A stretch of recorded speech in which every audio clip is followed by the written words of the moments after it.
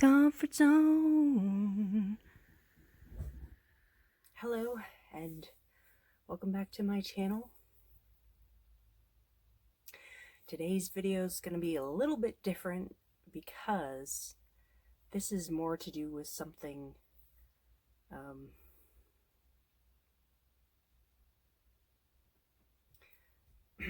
something related to shadow work, which, if you don't know, is basically looking in ourselves and dealing with emotions or memories or ideas that we usually ignore because we have negative associations with them. So, in everybody's life, there are times when something will happen that's a little bit unexpected, a little bit jarring. Sometimes they're very traumatic things related to weather or health. And then there's kind of relationship trauma and unresolved dynamics between people. I had a very physical response earlier from an unexpected message, and I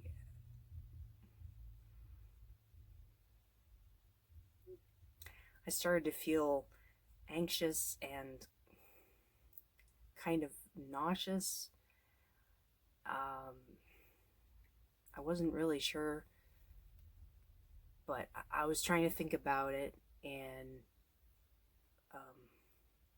maybe not a logical way, but a more detached way, instead of just action, reaction.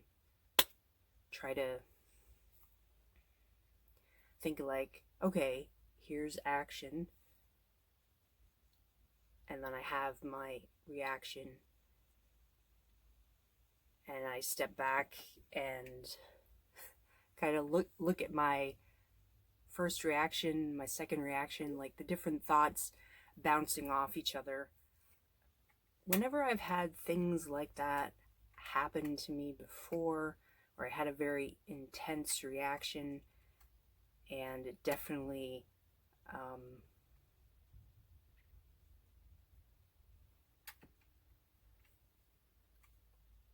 threw my clockwork out of timing. There's a certain pattern that usually develops. Some of it is related to things that can be perceived as a wound, even if it's only an emotional wound. They kind of make you defensive, and then you like want comfort. And I understand that those are natural reactions, but I also know from some of the psychology and some of the different things that I've read and watched videos about, that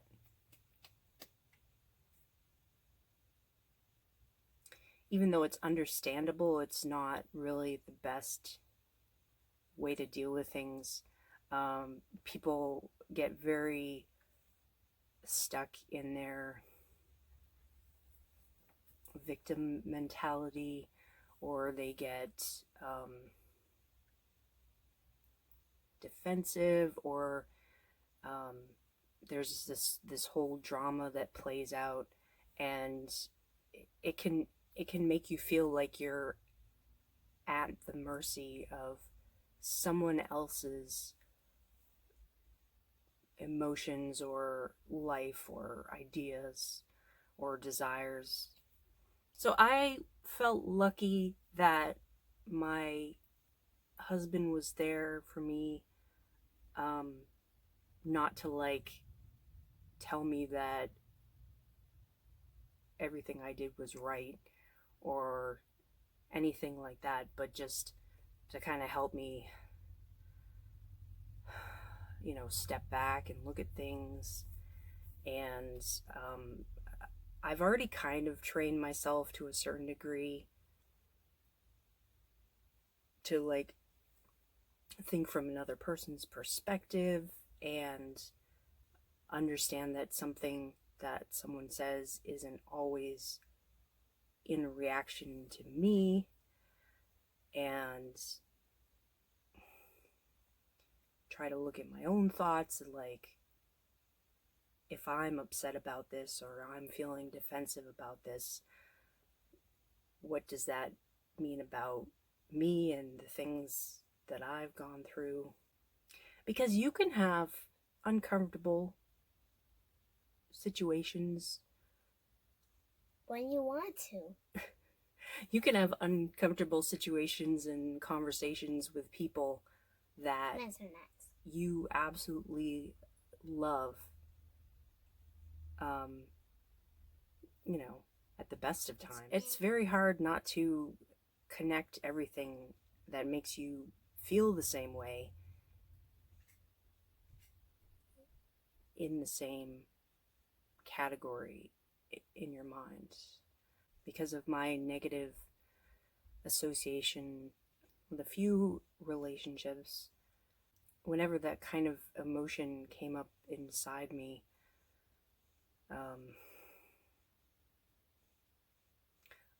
I started to associate it with someone who is very insecure and taking their anger or frustration out on me.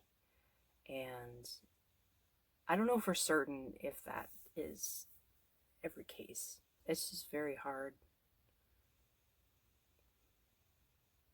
There's so many things that people